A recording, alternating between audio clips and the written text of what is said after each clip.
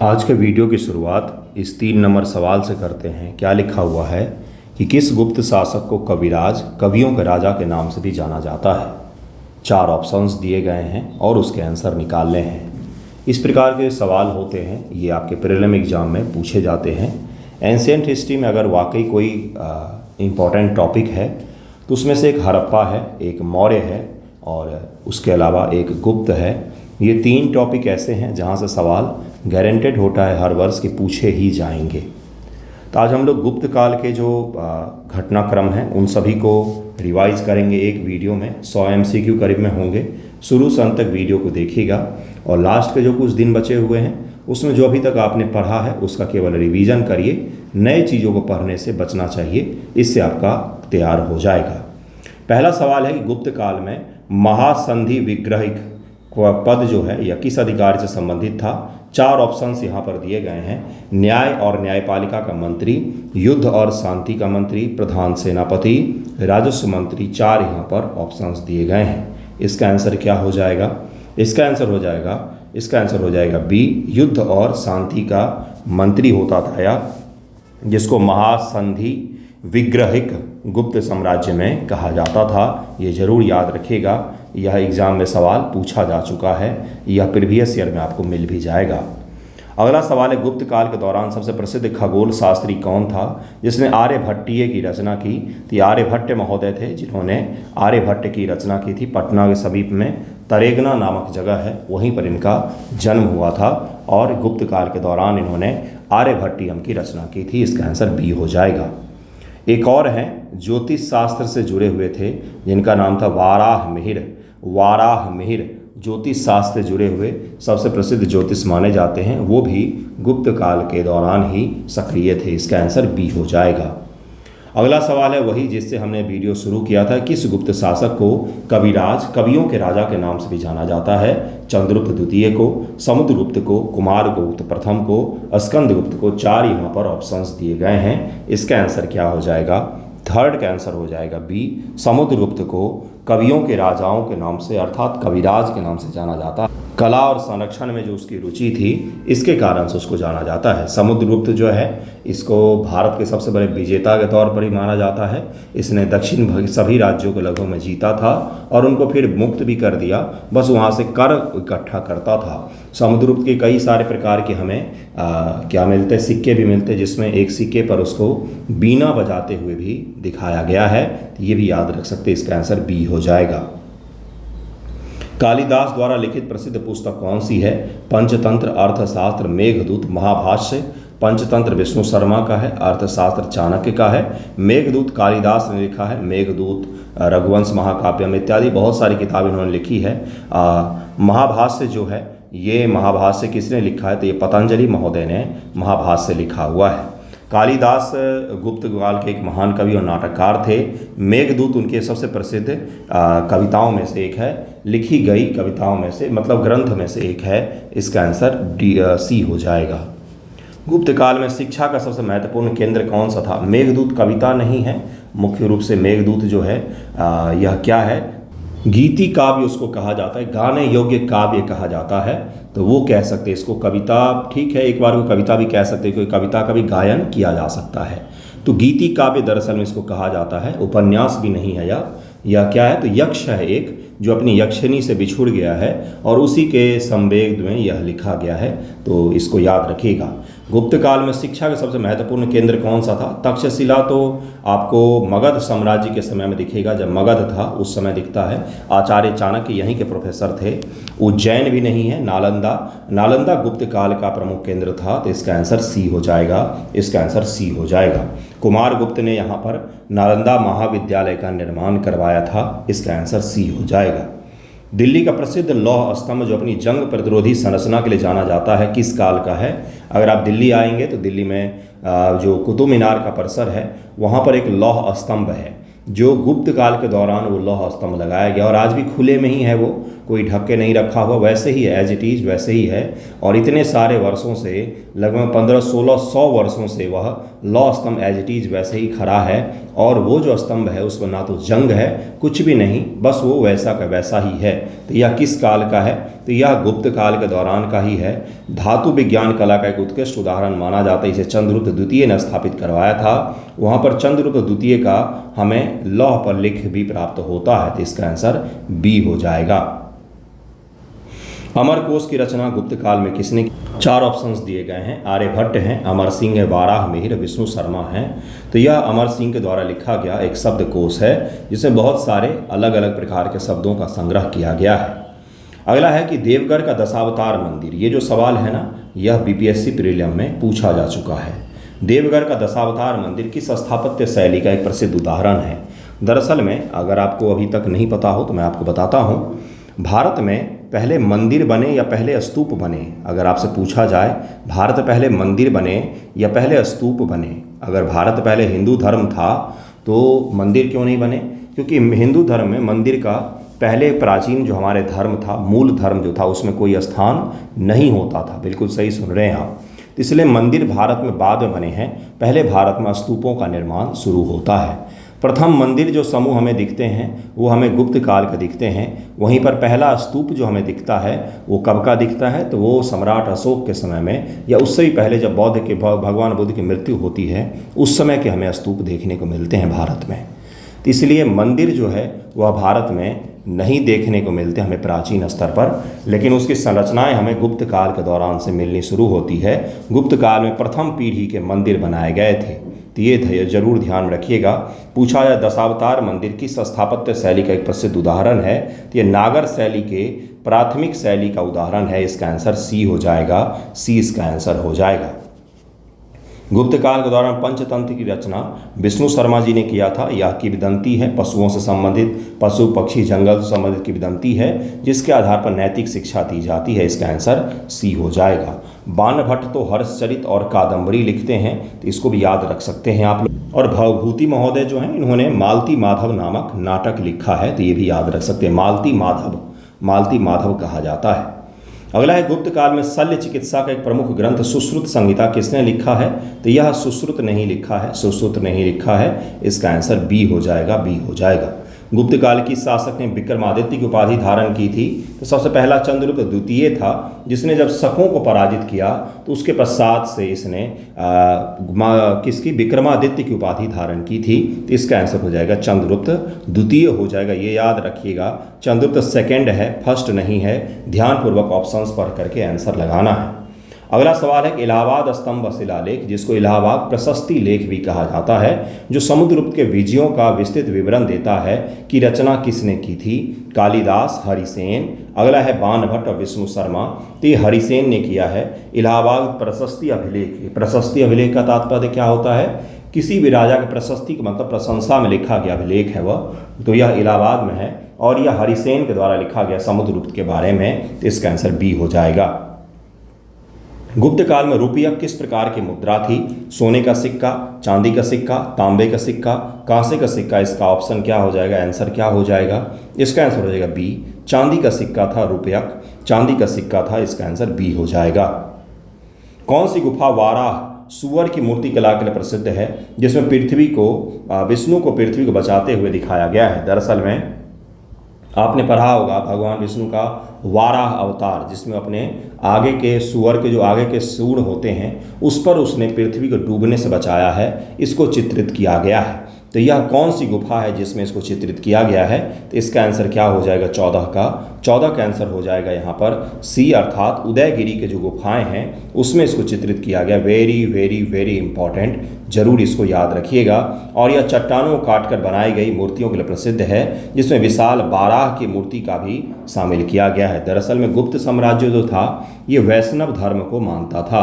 वैष्णव धर्म को मानता था। वैष्णव धर्म अर्थात गरुड़, उनके चिन्ह जो भगवान विष्णु के या भगवान विष्णु से जुड़े हुए जो चीज प्रतीक चिन्ह हैं उनसे जुड़ी हुई चीज़ें हैं, इसका इस साम्राज्य के दौरान बृहद स्तर पर उपयोग किया गया। इसलिए इतिहासकारों के द्वारा माना गया कि यह वैष्णव धर्म को मानने वाला साम्राज्य था, जिसको गुप्त साम्राज्य नाम दिया गया है। ओके, नेक्स्ट क्वेश्चन पर चलते हैं। अगला है गुप्त काल के किस शासक को भारतीय नेपोलियन भी कहा जाता है।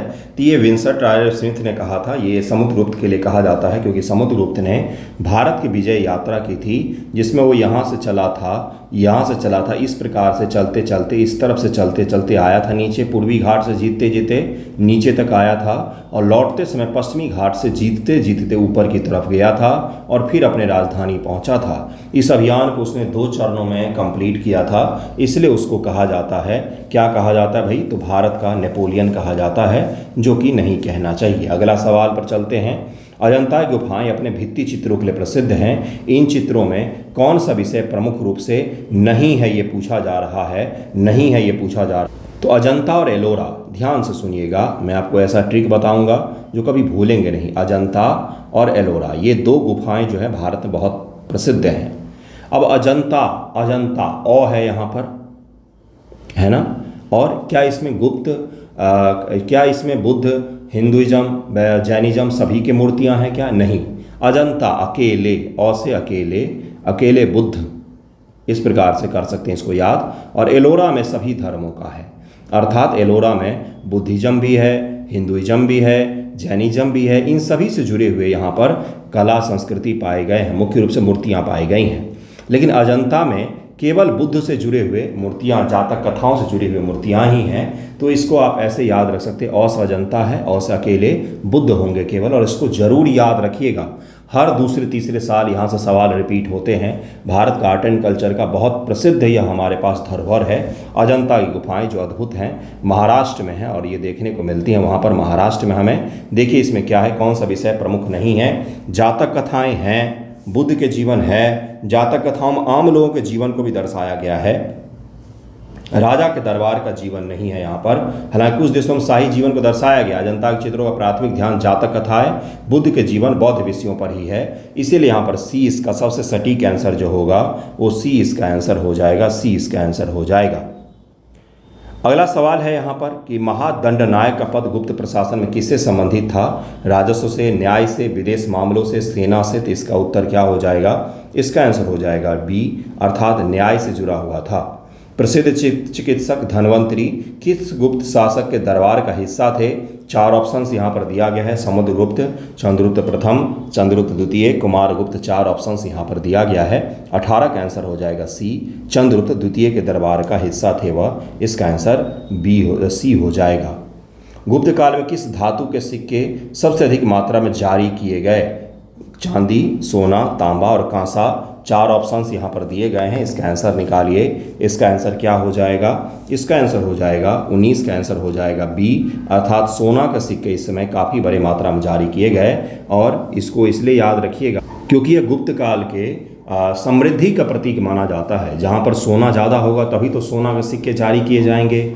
आज के भारत में सोना का सिक्का जारी करे आरबीआई, एक बार जब आरबीआई से निकलेगा तो दोबारा वापस ही नहीं आएगा। तो मैं आपको ये कहने का प्रयास कर रहा हूँ। और इसको क्या नाम कहा जाता था? इसको दीनार भी कहा जाता था, ये भी याद रख सकते हैं, कई बार पूछ लिया जाता है। इसको दीनार शब्द से इंगित किया गया है, तो ये भी याद रखिएगा। और यह गुप्त काल के हमारे प्राचीन इतिहास के समृद्धि का प्रतीक था। इसका आंसर बी हो जाएगा। अगला सवाल है कि भीतरी स्तंभ शिलालेख किस गुप्त शासक की हुनों पर विजय का विस्तृत विवरण देता है? तो 20 का आंसर क्या हो जाएगा? यह स्कंदगुप्त का भीतरी स्तंभ शिलालेख जो है ये हुनों पर विजय के बारे में हमें बताता है। इसको जरूर याद रखिएगा। स्कंदगुप्त की सैन्य उपलब्धियों के बारे में इसमें बताया गया है। भीतरी स्तंभ शिलालेख वेरी वेरी इंपॉर्टेंट।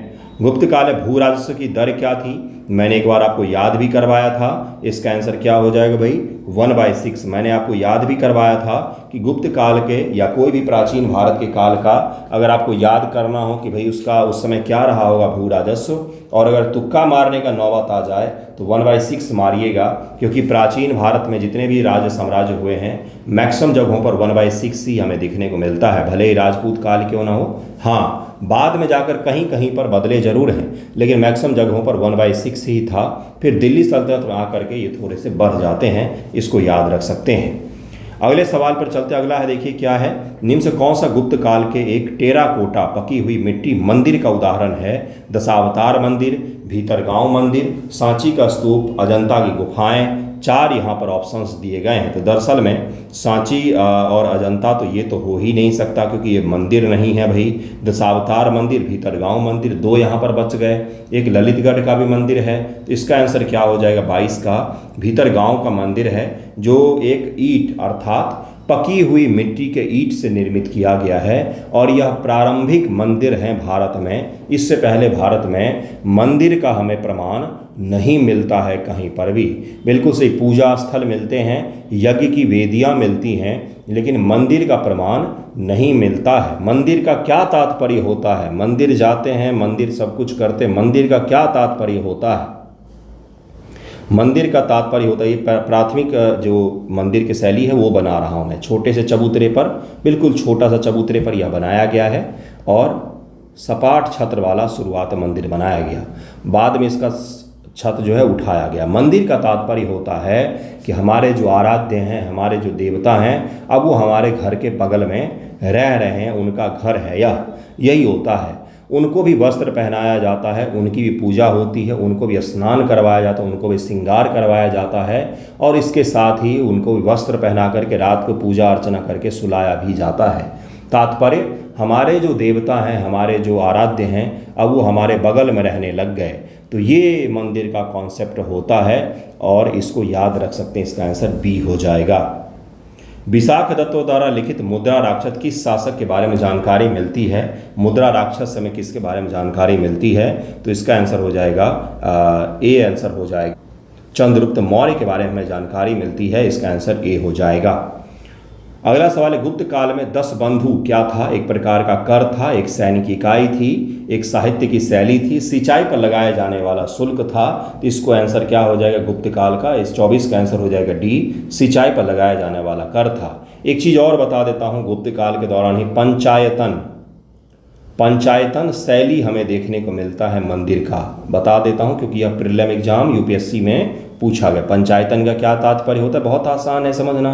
एक मंदिर है, इसमें 4 कोनों पर 4 गौण देवता है और बीच में प्रमुख देवता है। इसको पंचायतन शैली कहा गया। मुख्य रूप से इसमें 5 देवता हैं, लेकिन एक मुख्य देवता है, बाकी 4 गौण देवता या उनसे छोटे स्तर का देवता है। अर्थात गुप्त काल के दौरान बड़े देवता और छोटे देवता का प्रायोरिटी भी डिसाइड किया गया। समझिएगा गूढ़ चीज़ों को, कॉन्सेप्ट को बिल्डअप कीजिएगा। तो ये गुप्त काल के दौरान बिल्ड हुए। जो भी आज आप हिंदू धर्म में देवी देवताओं के चित्र आकृतियाँ देखते हैं, गणपति का सूर्य दिखता हो, या भगवान कार्तिकेय का मयूर दिखता हो, या फिर भगवान शिव शंकर का कुछ दिखता हो, मैं आपको हिस्ट्री पढ़ा रहा हूँ, मैं प्रवचन नहीं दे रहा हूँ। वो सब अंतिम बार जो डिसाइड किए गए वो गुप्त काल के दौरान ही किए गए। उसके पश्चात से वही की वही सभी मूर्तियां हैं। हाँ, उनको सुंदर बनाया गया, मेटल का बनाया गया, अब तो कैनवास पर बनता है, लेकिन वो सब वही हैं। उसी दौरान सारी चीज़ें डिसाइड हुई। उसी दौरान सभी हिंदू धर्म के ग्रंथों का भी अंतिम बार संकलन किया गया। उसी दौरान सारे छेपक भी ऐड किए गए। छेपक क्या होता है? तो मूल धर्म में, मूल ग्रंथ में आगे की चीज़ों को ऐड कर देना। जैसे रामायण में जो लवकुश कांड आप देखते हैं वो छेपक कहलाता है, वो बाद में जोड़ा गया है। उस कांड के दौरान आपको राम का कैरेक्टर जो है वो बिल्कुल डिफरेंट दिखेगा, उससे पहले के जो राम है वो बिल्कुल अलग दिखते हैं। तो इसी को छेपक कहा जाता है। शब्दावली ध्यान में रखिएगा। ऐसे ही महाभारत के साथ भी हुआ, सभी ग्रंथों के साथ में हुआ। चलिए आगे बढ़ते हैं। पंचायतन, छेपक, ये टर्मिनोलॉजी याद रखेंगे आप। गुप्त काल में सार्थवाह कौन होते थे? धार्मिक नेता, प्रमुख व्यापारी, सैन्य कमांडर या किसान? सार्थवाह किन्हें कहा जाता था? तो दरअसल में यह प्रमुख व्यापारियों को कहा जाता था। इसका आंसर बी हो जाएगा। गुप्त काल में महिलाओं की स्थिति के संबंध में कौन सा कथन सत्य दिया हुआ है? या पहला है कि उन्हें राजनीतिक और प्रशासनिक पदों पर नियुक्त किया जाता था, वे अपनी पसंद के अनुसार विवाह नहीं कर सकती थीं, वे कला और साहित्य में सक्रिय रूप से भाग लेती थीं, उन्हें संपत्ति रखने का अधिकार नहीं था। 4 ऑप्शंस दिए गए हैं, इसका आंसर हो जाएगा वे कला और साहित्य में सक्रिय रूप से भाग लेती थी। और उस समय का समाज बिल्कुल लिबरल था। वहाँ पर कोई पर्दा प्रथा, कोई वुमेन को लेकर के ज़बरदस्ती, फोर्स मैरिज, इस तरह की चीज़ें वहाँ पर नहीं थी। इसका उत्तर सी हो जाएगा। उस दौरान की महिलाओं की स्थिति अच्छी मानी जाती, क्योंकि उस दौरान के हमें साहित्य इसके बारे में बहुत सारी चीज़ें बताते हैं, बहुत सारी चीज़ें बताते हैं। जैसे कालिदास का ही है, कई बार मैंने इसका उदाहरण भी दिया है। कालिदास ये लिखते हैं कि गुप्त काल के दौरान महिलाएं उपवन में, अर्थात किसी जंगल के छोटे से एरिया में, उपवन में, गुप्त काल के प्रशासन के बारे में कालिदास लिखते हैं कि महिलाएं अगर उपवन में मदिरा पी करके बेहोश रहती हैं तो उनके वस्त्र को भी कोई छूने का हिम्मत नहीं करता है। अर्थात ये उस समय नॉर्मल हुआ करता था और उनको कोई छूने का हिम्मत नहीं करता था। तो ये दिखाता है उस समय प्रशासन और समाज दोनों को चित्रित करता है। अगर समाज रूढ़िवादी होता तो फिर कालिदास यहाँ पर कुछ और कह सकते थे, लेकिन उन्होंने महिलाओं को लेकर के चित्रित इसीलिए किया क्योंकि समाज में यह स्वीकार्य था। इसका आंसर सी हो जाएगा। एरन शिलालेख का संबंध किस गुप्त शासक से है जिसमें सती प्रथा का पहला ज्ञात उदाहरण हमें मिलता है? अब यहाँ पर क्या क्या सवाल हो गया? एरन शिलालेख, सती प्रथा, पहला प्रमाण हमें यहीं पर मिलता है। इसका आंसर क्या हो जाएगा? Very very very important. इसका आंसर हो जाएगा भानुगुप्त। भानुगुप्त के काल का हमें मिलता है। 510 ईस्वी में सती प्रथा का पहला ज्ञात प्रमाण हमें देता है। या बाद में हर्षवर्धन की, जो हर्षवर्धन साम्राज्य पढ़ते हैं आप, तो हर्षवर्धन की सिस्टर जो है वो भी सती होने जा रही होती थी, जिसको वो रोकता है। और बहुत अद्भुत कहानी है वो हर्षवर्धन का, पुलकेशिन द्वितीय का और उसी समय के पल्लव शासकों का कहानी। ये जो ट्रायोलॉजी है इन तीनों का बहुत अद्भुत है, किसी दिन बताऊंगा मैं आपको। फिलहाल इसको याद रखिएगा, एरन शिलालेख, और यह किसका है? भानुगुप्त का है। 510 ईसा पूर्व में सती प्रथा का पहला ज्ञात प्रमाण हमें देता है। गुप्त काल के दौरान गणित में दशमलव प्रणाली का विकास किसने किया था? तो आर्यभट्ट महोदय ने किया था। इसका आंसर बी हो जाएगा। गुप्त काल के किस शासक ने महेंद्रदित्य की उपाधि धारण की थी? चंद्रगुप्त द्वितीय, समुद्रगुप्त, कुमारगुप्त प्रथम, स्कंदगुप्त। तो इसका आंसर हो जाएगा सी, कुमारगुप्त प्रथम ने धारण किया था। अश्वमेध महेंद्र जैसी उपाधि धारण की थी। इसका आंसर सी हो जाएगा। देवगढ़ का दशावतार मंदिर किस देवता को समर्पित है? शिव को, विष्णु को, ब्रह्मा को, सूर्य को, किसको समर्पित है? इसका उत्तर क्या हो जाएगा? 30 का आंसर हो जाएगा बी, भगवान विष्णु को समर्पित है। दशावतार तो इन्हीं का है, 10 अवतार इन्हीं का है, तो इन्हीं से समर्पित होगा। यह पूछा गया है बीपीएससी प्रीलिम एग्जाम में, इसलिए इसको याद रखिएगा, फिर से रिपीट हो सकता है। यह गुप्त काल के किस शासक ने हुनों के आक्रमण को सफलतापूर्वक रोका था? तो स्कंदगुप्त को श्रेय जाता है। स्कंदगुप्त को इसका आंसर सी हो जाएगा। अगले सवाल पर चलते। गुप्त काल में ऊपरीक का पद किस अधिकारी से संबंधित था? प्रांतीय शासक, गांव का मुखिया, राजस्व अधिकारी, न्यायिक अधिकारी। 4 ऑप्शंस दिए गए हैं। इमेजिन कीजिए कि 13 तारीख को आपके सामने यह सवाल हो, एग्जाम में बैठे हो, बिल्कुल बैठने की जगह अगर परीक्षा में सही मिले तो। इस बार का कंडीशन अच्छा नहीं है, बहुत बार की कंडीशन बनी हुई है। पता नहीं कैसे एग्ज़ाम लेगा बीपीएससी, जैसे भी लेगा उसका टेंशन है, बस अच्छे से हो जाए और आप लोग भी सही से दे दें। देखिए यहाँ पर सवाल क्या, और आपके समक्ष ये सवाल आ जाए, क्या इसका आंसर लगाएंगे? प्रांतीय शासक, गांव का मुखिया, राजस्व अधिकारी, न्यायिक अधिकारी, क्या इसका आंसर हो जाएगा ऊपरीक? तो ऊपरीक गुप्त प्रशासन में प्रांत के शासक को गवर्नर को कहा जाता था। प्रोविंशियल जो रूलर होते थे, गवर्नर जो होते थे, उनको कहा जाता था। गुप्त काल में नवरत्न, 9 रत्न किस शासक के दरबार से संबंधित है? तो यह चंद्रगुप्त द्वितीय के दरबार से संबंधित है। इसका आंसर बी हो जाएगा। कालिदास, अमर सिंह, धनवंतरी, बहुत बड़े बड़े विद्वान उस समय में रहते थे। कालिदास जो है ना, महाकवि कालिदास, इनके जन्म को लेकर के बड़ा विवाद है। जैसे बिहार में मधुबनी जो है, मधुबनी के समीप में ही एक बहुत प्रसिद्ध सती स्थल है, जो है आपका कौन सा? तो उच्चैठ भगवती स्थान, बहुत फेमस है, बहुत प्रसिद्ध है। और वहाँ पर माना जाता है कालिदास का जन्म वहाँ पर हुआ था। जबकि एनसीईआरटी में कई सारी जगहों पर आप लिखा दिखेंगे कि मध्य प्रदेश के विदिशा के समीप में हुआ था। कई सारे उत्तर प्रदेश से मानते हैं और मधुबनी के लोग वहाँ पर मानते हैं। तो इनके जन्म को लेकर बड़ा विवाद है ना? तो इसका आंसर बी हो जाएगा, बी इसका आंसर हो जाएगा। सूर्य सिद्धांत नामक खगोल विज्ञान ग्रंथ की रचना किसने की है? तो इसका उत्तर क्या हो जाएगा? सूर्य सिद्धांत, आर्यभट्ट, ब्रह्मगुप्त, वाराहमिहिर, भास्कर। तो ये 4 हैं और चारों अपने अपने समय के गणितज्ञ रहे हैं। वाराहमिहिर को ज्योतिष को देखकर ये मत सोचिएगा कि गणित के ज्ञान नॉलेज, गणित ज्योतिष मतलब नॉलेज गणित का होना चाहिए, उसमें गणना होता है, गणितज्ञ नहीं, लेकिन मैथमेटिक्स इन्वॉल्व होता है उसमें। इसका आंसर हो जाएगा ए, आर्यभट्ट ने लिखा है सूर्य सिद्धांत, जिसमें खगोलीय ग्रंथ है जो गुप्त काल के दौरान भारतीय खगोल विज्ञान के ज्ञान को दर्शाता है। अगला सवाल, गुप्त काल में निर्मित सबसे पुरानी ईंट का मंदिर कहाँ पर है? ईंटों से मंदिर बनाए गए हैं सांची में, भीतरगांव में, सारनाथ में, उदयगिरी में। 4 ऑप्शंस यहाँ पर दिए गए हैं। इसका आंसर हो जाएगा बी, भीतरगांव में हमें देखने को मिलता है। इसका आंसर बी हो जाए। कहाँ पर है भाई भीतरगांव? ये तो उत्तर प्रदेश में कानपुर के समीप में है, ये भी याद रखिएगा। इसका आंसर बी हो जाएगा। गुप्त काल किस शासक ने अश्वमेध यज्ञ करवाया था? 4 ऑप्शंस दिए गए हैं, चंद्रगुप्त प्रथम, समुद्रगुप्त, स्कंदगुप्त, कुमारगुप्त प्रथम। 4 यहाँ पर ऑप्शंस दिए गए। इसका उत्तर क्या हो जाएगा? समुद्रगुप्त के बारे में हमें यह प्रमाण मिलता है कि उसने अश्वमेध यज्ञ करवाया था और अश्वमेध यज्ञ करते हुए उसका एक सिक्का भी हमें प्राप्त होता है। इसका उत्तर बी हो जाएगा। गुप्त काल में दंडपासी का पद किससे संबंधित था? 4 ऑप्शंस हैं यहाँ पर, निकालिए इसका आंसर क्या हो जाएगा। राजस्व संग्रह हमारा है क्या, पुलिस और कानून व्यवस्था, न्यायिक प्रशासन, सैन्य प्रशासन। दंडपासिक है तो दंड लगा हुआ है तो कर से जुड़ा हुआ होने की गुंजाइश थोड़ी सी कम लग रही है ना। तो इसका उत्तर क्या हो जाएगा? इसका आंसर हो जाएगा बी, पुलिस और कानून व्यवस्था। इसका आंसर बी हो जाएगा। 20 का आंसर हो जाएगा। कौमुदी महोत्सव किस गुप्त शासक के शासनकाल में मनाया जाता था?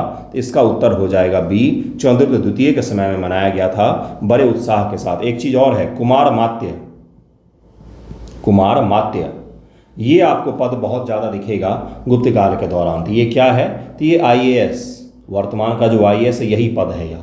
कुमार मात्य जो है यह लोअर लेवल का भी होगा, जैसे SDM भी एक IAS अफसर हो सकता है जो नए नए बनते हैं, और कलेक्टर भी होता है और सचिव भी होता है। तो कुमार मात्य का पद जो है ये अधिकारी गणों का पद होता था, जो अधिकारी होते थे उनका पद होता था। तो ये भी याद रखिएगा। इसका आंसर तो चंद्रगुप्त द्वितीय हो जाएगा। नेक्स्ट क्वेश्चन पर चलते हैं। गुप्त काल के दौरान भारत में दशावतार की अवधारणा किस धर्म से संबंधित हुई?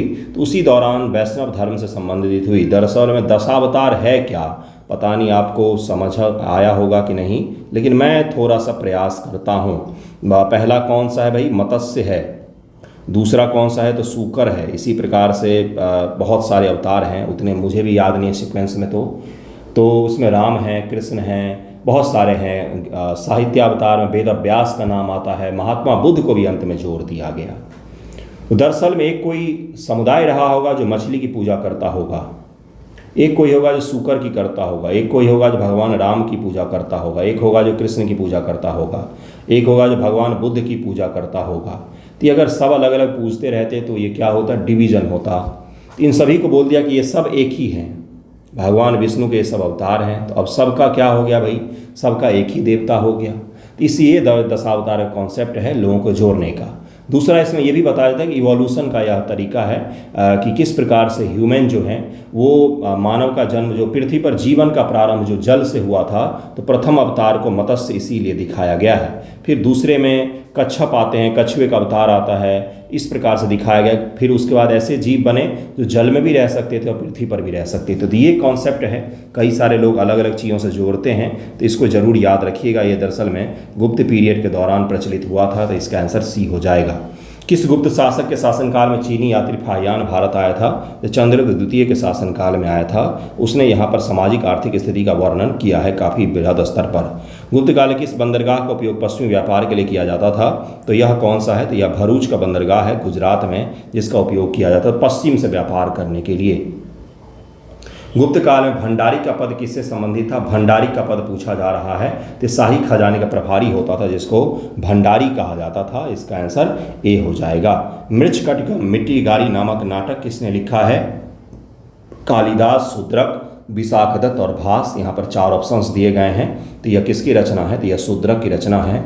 इसका गुप्त काल के प्रसिद्ध नाटककार थे शूद्रक, जिन्होंने इसको रचित किया था।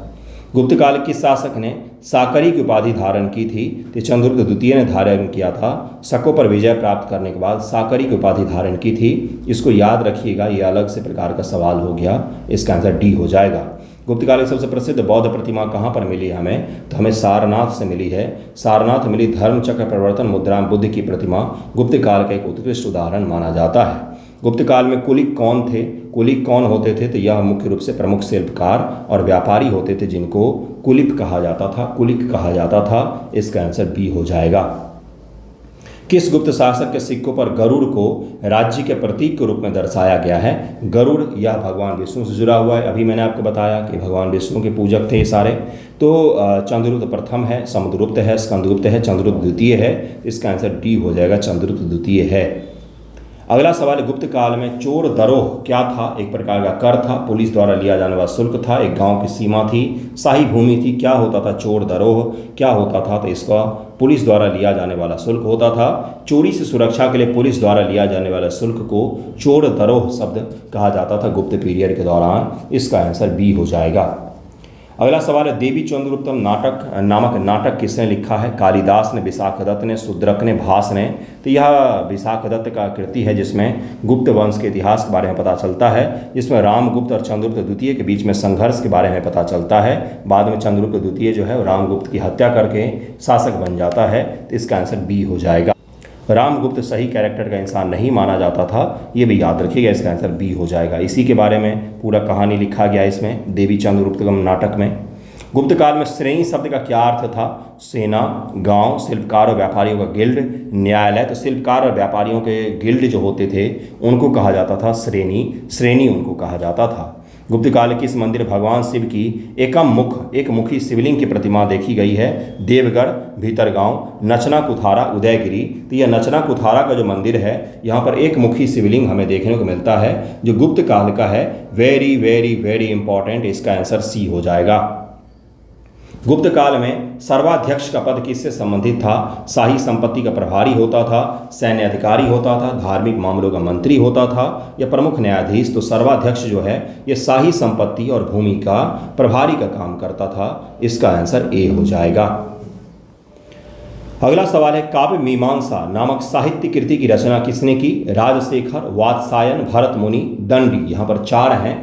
राजशेखर बहुत बड़े विद्वान माने जाते हैं, इन्होंने बहुत सारे बाल रामायण जैसी कृति भी लिखी है। तो काव्य मीमांसा की रचना किसने की है?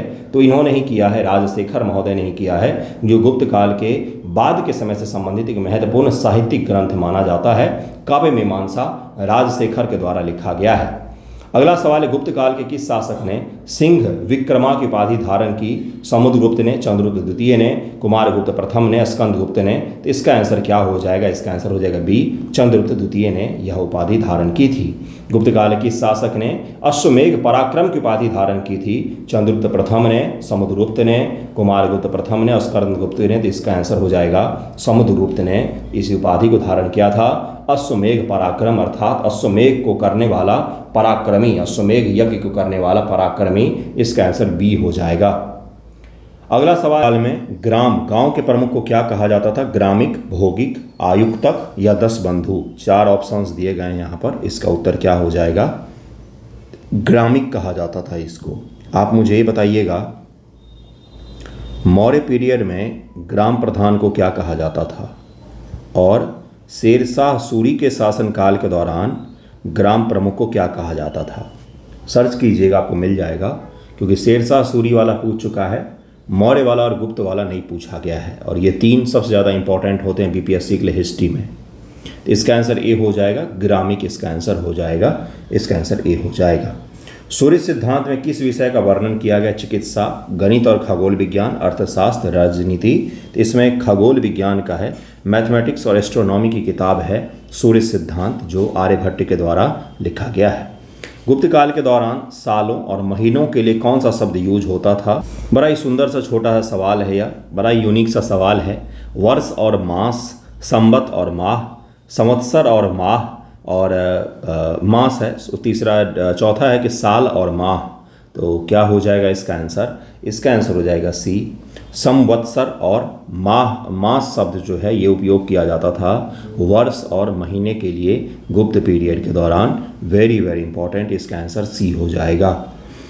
गुप्त काल की सबसे प्रसिद्ध गुफा चित्रकला कहाँ पर पाई गई है? अजंता, एलोरा, एलिफेंट और बाघ की गुफाएं भी फेमस हैं। ये 4 हैं। इन चारों में से सवाल आते हैं अक्सर कई बार। जैसे एक बार यूपीएससी ने प्रीलिम में गया में पूछा, और यह एनसीईआरटी बेस्ड फैक्ट है, आप मुझे सर्च करके बताइएगा ज़रा कि अजंता की गुफाएं जो हैं यह किस नदी के समीप में स्थित हैं। ये पूछा था, तो इसका मुझे बताइएगा ज़रा। इसका आंसर क्या हो जाएगा? सबसे प्रसिद्ध चित्रकला कहाँ पर पाई गई है? तो 60 का आंसर हो जाएगा ए, अजंता की गुफाओं में पाया गया है। सबसे प्रसिद्ध भित्ति चित्र पाए गए हैं जो बौद्ध जातक कथाएं क्या होती हैं? भगवान बुद्ध के पहले के जन्मों की कथाएं जो हैं वही जातक कथाओं के रूप में वर्णित हैं। उसी को चित्रांकित किया गया है कहाँ पर? तो अजंता की गुफाओं में। अगला क्वेश्चन है कि गुप्त काल के किस शासक ने लिच्छवी राजकुमारी की पुत्र की उपाधि धारण की थी? और ये जो है ये इसलिए धारण किया था क्योंकि लिच्छवी उस समय का सबसे प्रतिष्ठित राजवंश में से एक था और इस आदमी ने अपना प्रतिष्ठा बढ़ाने के लिए, इस राजा ने अपना प्रतिष्ठा बढ़ाने के लिए अपने नाम के साथ लिच्छवी दौहित्र की उपाधि धारण की थी। तो इसका आंसर क्या हो जाएगा? क्या नाम है इनका? 61 का आंसर हो जाएगा समुद्रगुप्त ने धारण किया था। लिच्छवी वर्तमान का कौन सा? तो वर्तमान का आप कह सकते हैं तिरहुत का, जो बिहार का रीजन है ना, तिरहुत का रीजन जिसमें सीतामढ़ी, मुजफ्फरपुर और पूर्वी चंपारण, ये जो रीजन है ये लिच्छवी दरअसल में होता था, तो इसको लिच्छवी कहा जाता था। तो ये भी याद रखिएगा, इसका आंसर बी हो जाएगा। भीतरी और जूनागढ़ शिलालेख का संबंध किस गुप्त शासक से है? समुद्रगुप्त से, चंद्रगुप्त द्वितीय से, स्कंदगुप्त से, कुमारगुप्त प्रथम से। 4 यहाँ पर ऑप्शंस दिए गए हैं। इसका उत्तर क्या हो जाएगा? इसका आंसर हो जाएगा सी, अर्थात स्कंदगुप्त से था, जिसने हुनों को भी हराया था। हुनों को भी हराने का श्रेय स्कंदगुप्त को ही जाता है। इसका आंसर सी हो जाएगा।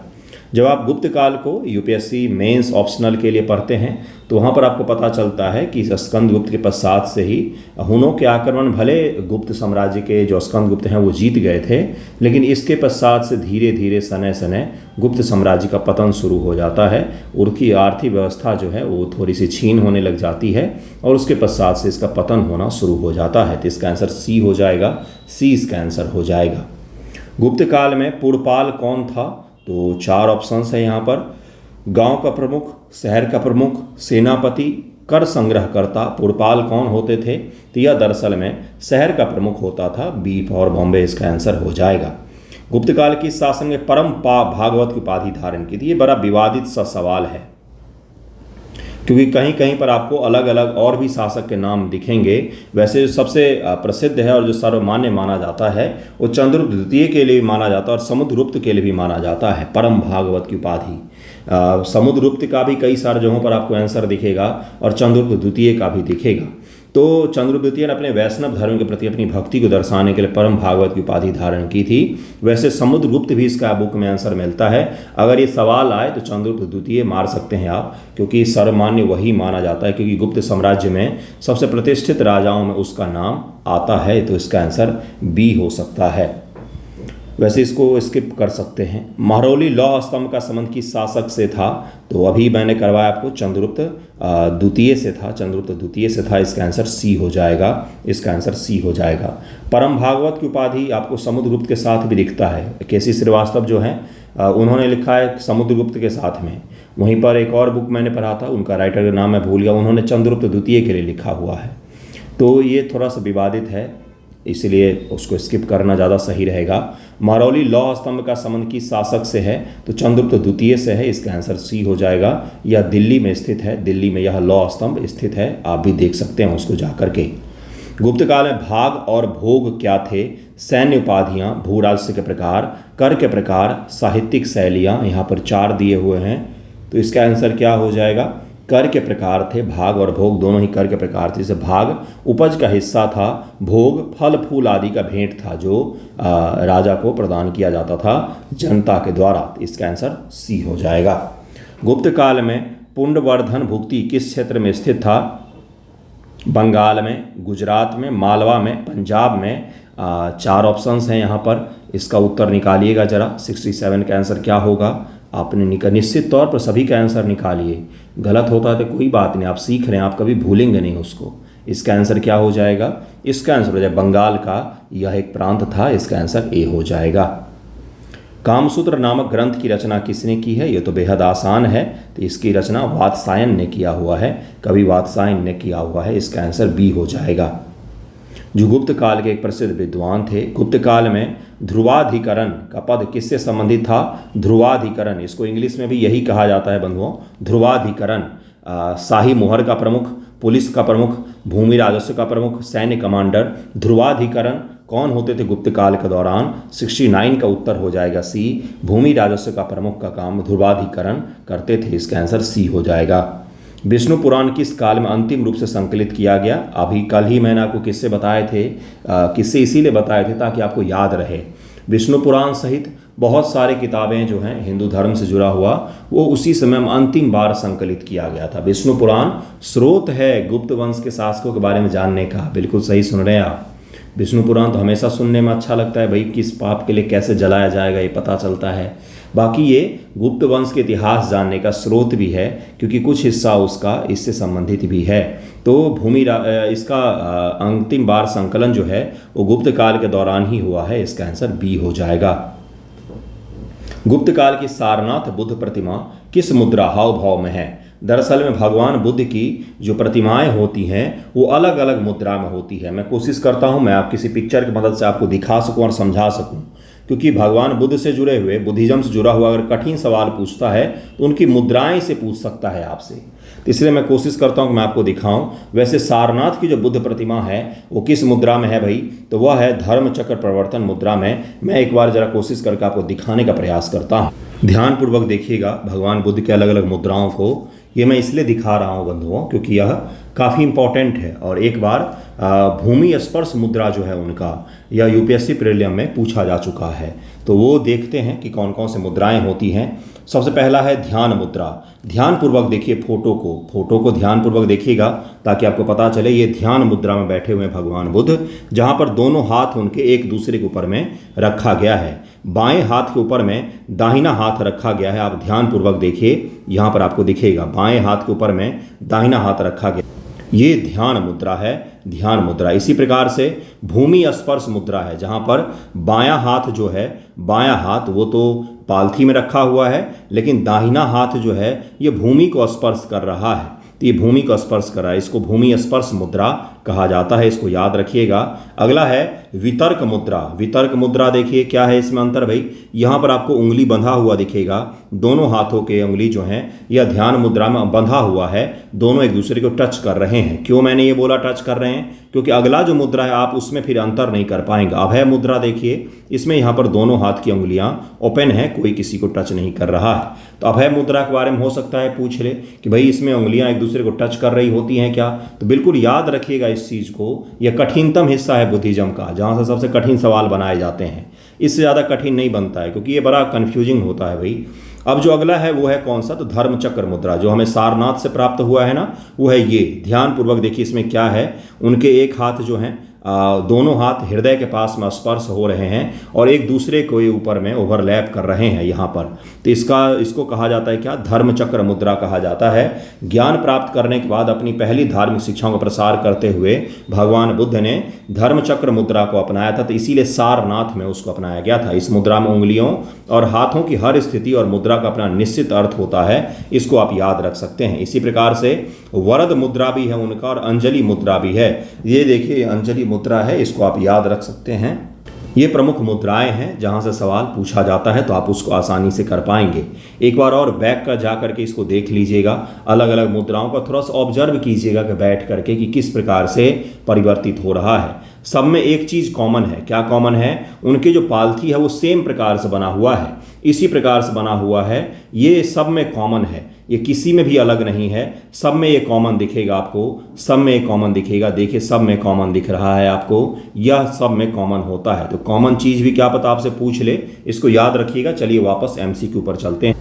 सारनाथ में कौन सी मुद्रा है भाई? तो धर्म चक्र प्रवर्तन मुद्रा है, जिसमें दोनों हाथ हृदय के समीप में स्थित होते हैं और उंगलियां एक दूसरे हाथों की टच कर रही होती हैं। इसका आंसर सी हो जाएगा। अभिज्ञान शकुंतलम नाटक किसने लिखा है? तो यह कवि कालिदास का है, महाकवि कालिदास का लिखा हुआ है अभिज्ञान शकुंतलम। गुप्त काल में सती का सबसे पहला अभिलेखीय साक्ष्य कहाँ मिलता है हमें? तो एरन शिलालेख में मिलता है। एरन शिलालेख में ज्ञात होता है, जहाँ पर 510 ईस्वी का पहला सती का साक्ष्य में मिलता है। लेकिन यहाँ पर बाई फोर्स सती नहीं है, अपने इच्छा के अनुसार से सती है, ये भी याद रख सकते हैं। इसका आंसर बी हो जाएगा। अगला है मालविका अग्निमित्रम नाटक का विषय क्या है?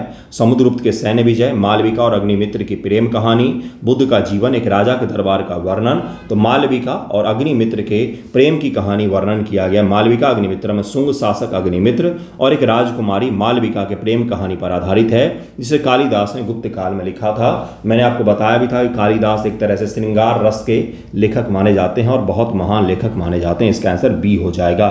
गुप्त काल में आयुक्तक का पद किससे संबंधित था? आयुक्तक का जो पद था यह एक प्रांतीय गवर्नर से हो जाएगा। आयुक्तक एक प्रांतीय गवर्नर या आयुक्त का काम करता था। इसका आंसर ए हो जाएगा। गुप्त काल की प्रसिद्ध देवी मूर्तिकला कहाँ से मिली है हमें? मथुरा से, सांची से, उदयगिरी से, अजंता से। कहाँ से मिला है गुप्त काल की प्रसिद्ध देवी मूर्तिकला? तो इसका उत्तर क्या हो जाएगा? 76 का आंसर हो जाएगा सी। उदयगिरी की गुफाएं से मिली है। अजंता से तो मिल ही नहीं सकता है क्योंकि यहाँ पर बुद्धिज्म से ही संबंधित है सब कुछ, तो यहाँ तो मिल ही नहीं सकता है। तो इसका आंसर उदयगिरी हो जाएगा, सी इसका आंसर हो जाएगा।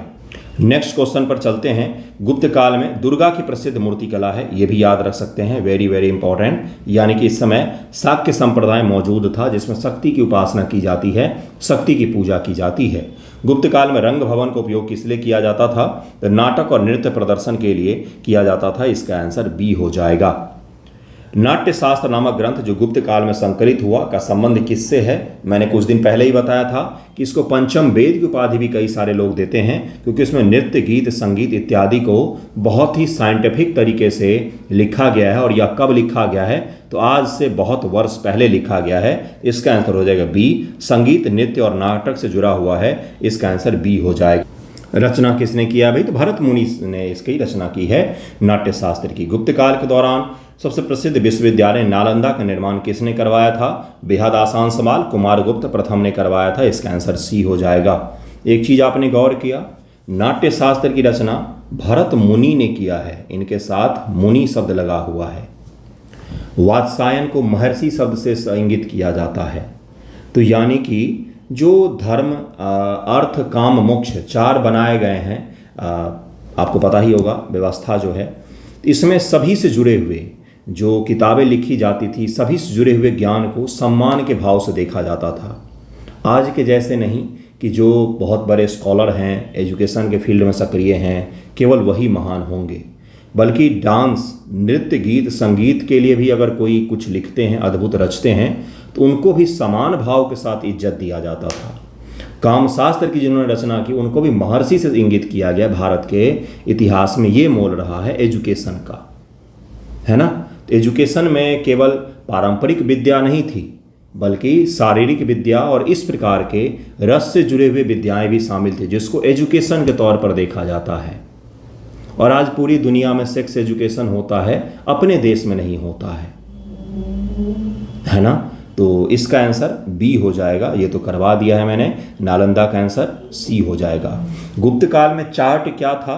तो एक आधिकारिक पत्र या दस्तावेज था। इसका आंसर बी हो जाएगा। इसका आंसर बी हो जाएगा। गुप्त काल में सामंत क्या थे? तो सामंत दरअसल में अधीनस्थ शासक होते थे। और रामशरण शर्मा जी जो हैं वो सबसे ज़्यादा सामंतवाद को दिखाने का प्रयास करते हैं। प्राचीन भारत से शुरू करते हैं और वो फिर भारत में आता ही जाता है। दरअसल में जो लेफ्ट विंग के इतिहासकार हैं उन्होंने सामंतवाद को अधिक दिखाया है। सामंतवाद क्या होता है? तो दरअसल में शासक है एक, तो उसके अंतर्गत छोटे छोटे एरिया के शासक जो अपने पास सैनिक रखते हैं, उनकी अपनी आर्थिक क्षमता होती है और वह बड़े शासक को अपने कर का भुगतान करते हैं। फिर जब बड़ा शासक कमज़ोर होता है तो ये छोटा जो शासक है ये उठ खड़ा होता और ये अपना साम्राज्य स्थापित कर लेता है। जैसे कुषाणों का अधीन जो गुप्त हैं या गुप्त जो हैं या कुषाणों का अधीन क्या थे? कुषाणों का अधीन यह सामंत का काम करते थे। ठीक है। इसी प्रकार से सातवाहन जो हैं ये मौर्यों का अधीन सामंत का काम करते थे। लेकिन जैसे ही एक शासक कमज़ोर होता है दूसरा शासक उठ खड़ा होता है। तो यही आपको कालक्रम दिखेगा अंत तक भारत के इतिहास में। तो इसी को सामंतवाद कहा जाता है। सामंतवाद शब्द आगे जाकर के ज़्यादा विस्तृत होता है। खास तौर से राजपूत काल में अधीनस्थ शासक होते थे जिनके पास बहुत बड़ा भूभाग होता था और उस पर वो शासन करते थे, वहाँ से कर वसूलते थे, अपनी सेना भी रखते थे और शासक को, जो बड़ा शासक होता था, उसको सपोर्ट करते थे जब तक वह उससे ज़्यादा मजबूत है। जिस दिन सामंत ज़्यादा मजबूत हो जाते थे, बड़े शासक से अपनी स्वतंत्रता घोषित कर देते थे। अभिज्ञान शकुंतला में राजा दुष्यंत की प्रेम कहानी किस राजकुमारी से संबंधित है? तो यह शकुंतला से संबंधित है। क्या है? तो अभिज्ञान शकुंतला में राजा दुष्यंत और ऋषि पुत्री शकुंतला की प्रेम कहानी का वर्णन किया गया है। तो इसका आंसर बी हो जाएगा। गुप्त काल में कुमार मात्य का पद एक शाही अधिकारी का होता था, कल ही मैंने बताया था। जैसे आज एक आईएएस अफसर होते हैं, यह एसडीएम के रूप में भी काम करते हैं, डीएम के रूप में भी होते हैं, सचिव के रूप में भी, सेक्रेटरी के रूप में भी काम करते हैं। उसी प्रकार से ये कुमार मात्य होते थे गुप्त व्यवस्था में, जो अलग अलग जगहों पर अधिकारी के रूप में काम करते थे। अगला है कि गुप्त काल के किस शासक ने महाराजा धीराज की उपाधि धारण की थी? अब जरा इसको भी समझते हैं। क्यों समझना जरूरी है भाई? क्योंकि समझ होना चाहिए। क्यों भाई? जैसे देखिए, एक शासक है, इसके अंदर बहुत सारे शासक हैं। अभी मैंने बताया आपको, जो क्या है, जिसको सामंती व्यवस्था कहा जा रहा है। और ये जितने छोटे छोटे शासक हैं, इन सभी ने अपने नाम में राजा लगा रखा। तब ये जो ऊपर वाला शासक है, ये भी अगर राजा ही लगा ले तो फिर क्या अंतर रह गया ये? इसलिए अपने नाम में क्या लगाएंगे? श्री 1008 महाराजा धीराज, इस प्रकार का कुछ लगा लेंगे, बड़ा सा उपमा, जिससे क्या होना चाहिए भाई, उनका नाम इन छोटे शासकों से बड़ा दिखना चाहिए। तो इसलिए कई सारे जो शासक हैं, उनके नाम में 5-5 उससे पहले अलग अलग शब्द लगे हुए हैं। महाराजा धीराज, विक्रमादित्य इत्यादि इत्यादि इत्यादि, बहुत बड़ा सा नाम। अंत में उनका नाम आता है समुद्रगुप्त, चंद्रगुप्त द्वितीय, कुमारगुप्त। उससे पहले बहुत सारा उनके नाम में लगा होता था। तो ये इसी के कारण से लगा होता था, सामंती व्यवस्था के कारण से ही लगा होता था, क्योंकि नीचे के शासक के नाम में राजा, महाराजा इस प्रकार से लगा लेते थे वो। तो जो सबसे सर्वोच्च शासक होता था, उसके अपने नाम में लगाना पड़ता था। तो महाराजा धीराज की उपाधि धारण की थी। ए हो जाएगा, चंद्रगुप्त प्रथम ने इसका आंसर ए हो जाएगा। गुप्त काल में भास द्वारा लिखित नाटक स्वप्नवास वदत किस पर आधारित है? तो यह एक ऐतिहासिक घटना है जो पौराणिक कथाओं पर, जितनी पौराणिक कथा उनमें से एक सबसे प्रसिद्ध था, प्राचीन भारतीय कथाओं और किंवदंतियों पर आधारित है, जिसमें कौशाम्बी के राजा उदयन और अवंती की राजकुमारी वासवदता के प्रेमपूर्ण आख्यानों से प्रेरित किया गया है यह। तो इसी प्रकार का इसमें कहानी है। ऑप्शन ए इसका सटीक वर्णन नहीं करता है। आपको मैंने बता भी दिया है कि कौशाम्बी के राजा उदयन और अवंती की राजकुमारी वासवदत, तो स्वप्नवास वदत, इन्हीं पर आधारित लिखा गया है भास के द्वारा। यह एक नाटक है, बहुत ही प्रसिद्ध नाटक है। इसका आंसर ए हो जाएगा।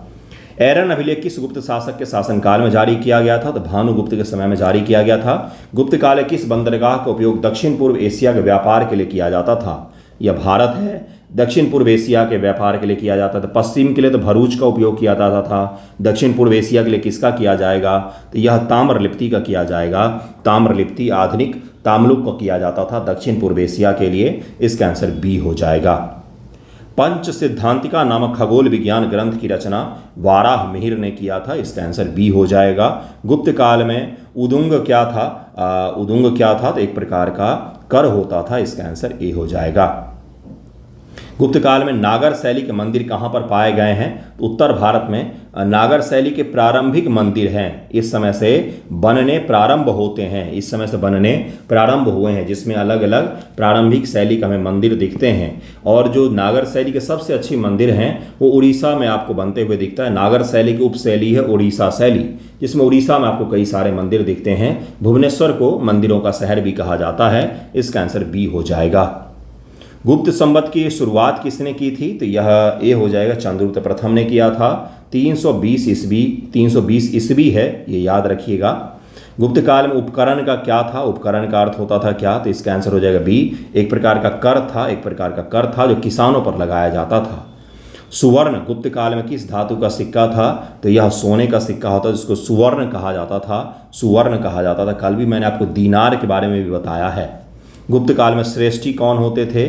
तो प्रमुख व्यापारियों को श्रेष्ठी शहर से इंगित किया जाता था, श्रेष्ठी शब्द से। गुप्त काल में किस मंदिर के दीवार पर रामायण और महाभारत के दृश्यों को चित्रित किया गया है? देवगढ़ का दशावतार मंदिर, भीतरगांव का मंदिर, सांची का मंदिर, उदयगिरी का मंदिर। तो देवगढ़ का जो दशावतार मंदिर है, इस पर रामायण और महाभारत के चित्रों को, मतलब दृश्यों को इंकित किया गया है। इसका आंसर ए हो जाएगा। मृच्छकटिकम का मुख्य विषय क्या है? तो एक धनी व्यापारी और एक दरबारी की प्रेम कहानी है मृच्छकटिकम। चारुदत्त और एक दरबारी वसंत सेना की प्रेम कहानी है। गुप्त काल में भंडाराध्यक्ष कौन होता था? तो यह दरअसल में शाही भंडार का प्रमुख होता था। अगला सवाल है कि गुप्त काल में वैष्णव धर्म की लोकप्रियता का क्या कारण था? तो शाही संरक्षण। इस समय में वैष्णव धर्म को शाही संरक्षण दिया गया। लेकिन ध्यान दीजिए, कुमारगुप्त जो प्रथम हैं, इन्होंने जिस विश्वविद्यालय की नींव रखी, नालंदा विश्वविद्यालय, वह बौद्ध धर्म और बुद्धिज्म की शिक्षा देता था बढ़ चढ़कर। तो जो शासक होते थे वो सभी धर्मों का सम्मान करते थे। उनका अपना धर्म कुछ भी रहता हो, सभी धर्मों का सम्मान करते थे। इस समय का प्राचीन भारत कुछ अलग ही था। इसका आंसर ए हो जाएगा। भीतरी और गरुड़ स्तंभ किस शासक के शासनकाल से संबंधित है? तो स्कंदगुप्त के शासनकाल से संबंधित है। इसका आंसर सी हो जाएगा। और आज का आखिरी सवाल है कि गुप्त काल में शिल्प का क्या अर्थ था? एक प्रकार का कर, शिल्पकार और कारीगर। अगला है एक प्रशासनिक इकाई, एक सैन्य हथियार। तो शिल्प शब्द का प्रयोग शिल्पकारों और कारीगरों के लिए किया जाता था। 100 बहुत ही अच्छे एमसीक्यू थे गुप्त पीरियड से जुड़े हुए।